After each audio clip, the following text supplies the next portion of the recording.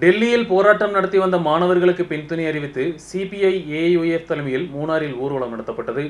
தொடர்ந்து நடைபெற்ற கூட்டத்தை சிபிஐ மாவட்ட செயற்குழு உறுப்பினர் டி கணேசன் துவக்கி வைத்தார். நீட் கேள்வித்தாள் வெளியானதில் நடத்தப்பட்ட குளறுபடிகளை கண்டித்து டெல்லியில் மாணவர்கள் நடத்திய போராட்டத்திற்கு பின்துணை அறிவித்து சிபிஐ ஏஐயுஎஃப் தொண்டர்கள் தலைமையில் மூணாறில் ஊர்வலம் நடத்தப்பட்டது. மூணார் பெரியவாறு ஸ்டாண்டிலிருந்து தொடங்கிய ஊர்வலம் டவுன் சுற்றி சென்ட்ரல் ஜங்ஷனில் நிறைவு பெற்றது. தொடர்ந்து நடைபெற்ற கூட்டத்தை சிபிஐ மாவட்ட செயற்குழு உறுப்பினர் டி கணேசன் துவக்கி வைத்தார்.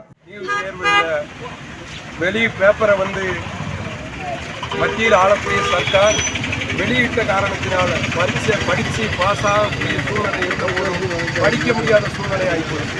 2வது நீட் தேர்வு வைக்கக்கூடிய சூழ்நிலை வந்தபோது 7, 8, 12 குழந்தைகளுக்கு மேல் அவங்க மரணம் அடைஞ்சிருக்காங்க.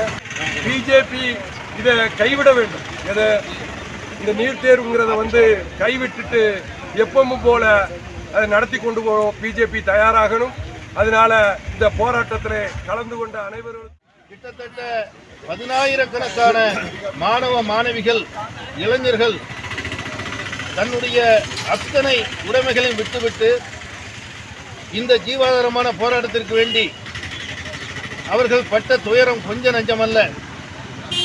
அங்க இருக்கக்கூடிய போலீஸ் அவர்கள் நடத்திய அடக்குமுறை கொஞ்சம் என்று சொல்ல முடியாது.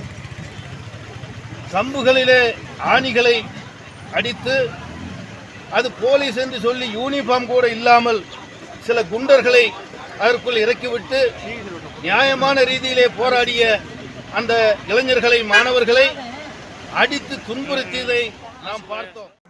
போராட்டத்தில் சிபிஐ மண்டலம் செயலாளர் அட்வொகேட் சந்திரபால், மாவட்ட கமிட்டி உறுப்பினர்களான TM. Murugan, J. Mohankumar, SM. Kumar போன்றவர்கள் பங்கெடுத்தனர். News bureau, Munnar.